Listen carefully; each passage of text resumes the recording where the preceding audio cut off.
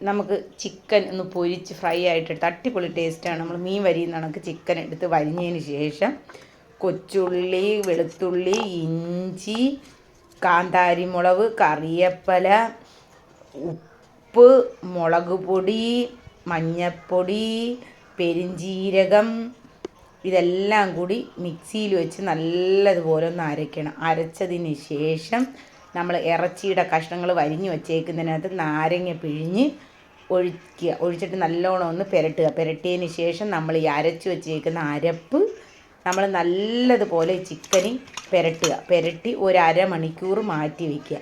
അതിന് ശേഷം നമ്മൾ ഇച്ചിരി മൈദാമാവ് എടുക്കുക, പിന്നെ 2 മുട്ട എടുത്ത് വയ്ക്കുക. മുട്ടയ്ക്കകത്ത് പൊട്ടിച്ചിട്ട് ഇച്ചിരി ഉപ്പും ഇട്ട് നല്ലതുപോലെ അടിച്ച് കലക്കുക. അതിന് ശേഷം അരമണിക്കൂർ കഴിഞ്ഞിട്ട് ഇത് മുട്ടയെ മുക്കിയിട്ട് മൈദാമാവിലും മുക്കി, പിന്നെ ഒന്നും കൂടി മുട്ടയിലും മുക്കി മൈദാമാവിലും മുക്കി ചെറിയ തീയിൽ പൊരിച്ചെടുക്കണം. അടിപൊളി ടേസ്റ്റാണ് കേട്ടോ, ഒരു പ്രത്യേക ടേസ്റ്റാണ്, നല്ല രുചിയാണ്, എല്ലാവർക്കും ഇഷ്ടപ്പെടും.